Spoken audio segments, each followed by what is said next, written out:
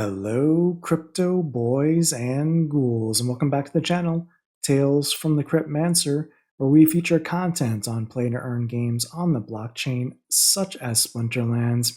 And in today's video, I wanted to go into the new ECR Math and talk about what, if you were a bot farmer, what some of these new changes would mean for you, just so we can put it into perspective and kind of review it as a community to see what's really happening with these changes. The reason why I wanted to do this video is because I got a comment in my last video asking the question, what do these changes mean for Splinterlands? Can't the bot farms just onboard new bots, buy new spellbooks, and just keep doing what they're doing? And it's a good question, and I wanted to kind of do some back of the napkin math on it and share it with you as well, so we could kind of walk through some of this together and have a conversation. So let's take a look at the data as that we can go through here. So what we have on the left here is a current bot farm worker bot example in the game today. And this bot works very hard. It has an existing spellbook. It, let's say for hypothetical purposes, is set to run at 10 battles per hour, which means it runs 240 battles per day. It gets a lot of rating because of that, battles per day organically, which is a separate topic. We didn't really capture that value here. But this bot today has a 1-day focus splinter. It rents this for approximately 100 DEC a day. And after doing these battles per day with the current ECR drain down, it's roughly at, let's say, less than 25% ECR. It receives multiple daily focus rewards if it is in, say, silver, and it also receives multiple end-of-season reward chests as well. Because it's at around 25% or less ECR, it's going to have a 3-day ECR cooldown while it's idle and turned off, essentially, waiting for that ECR to recharge back to 100% and rinse and repeat. Now, what we see on the right-hand side, this is the future bot farm worker bot example with the proposed changes that we're expecting to see, I believe, on Thursday implemented in the game.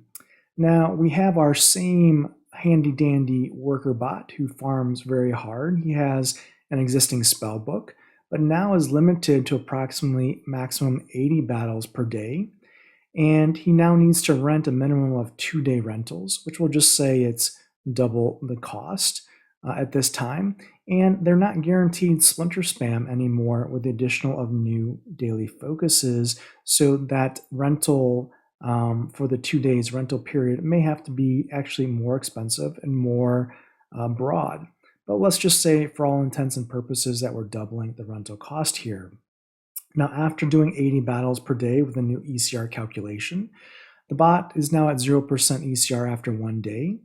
It's essentially getting 1/3 the daily focus rewards as before, because it's running 1/3 the battles.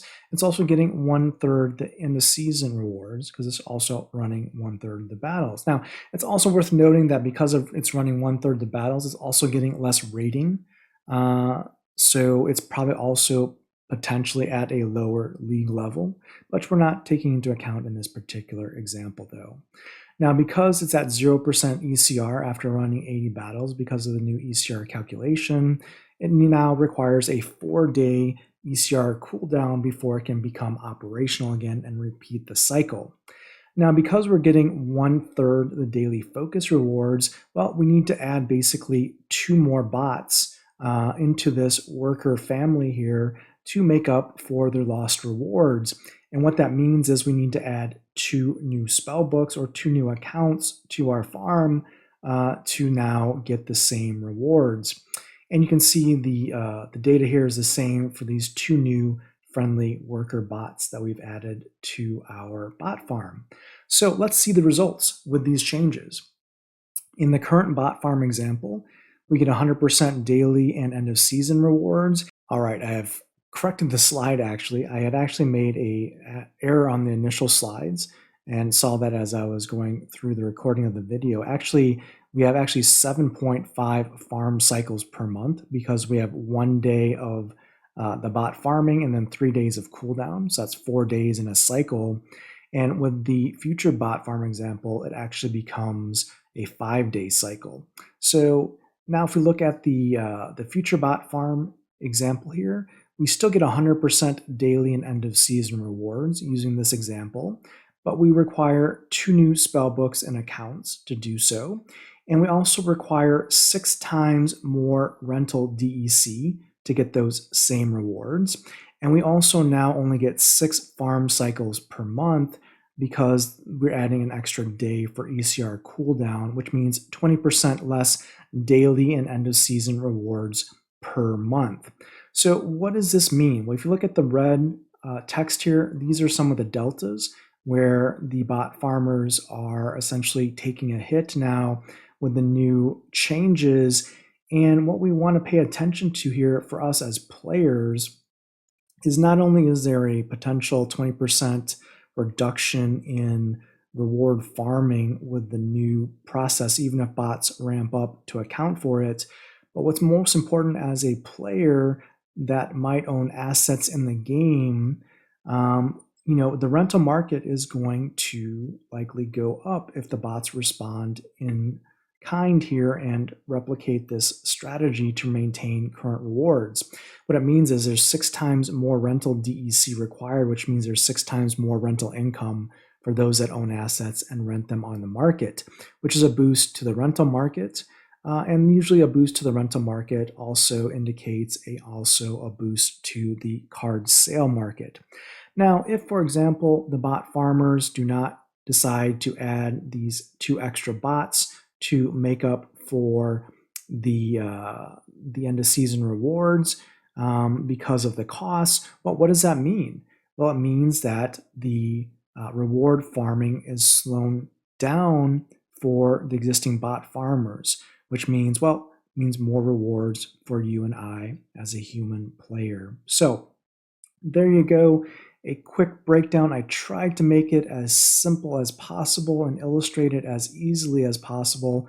Hopefully this is beneficial to understanding the impact in theory on bot farmers and the overall ecosystem when it comes to these new ECR changes, rental changes, and daily focus changes.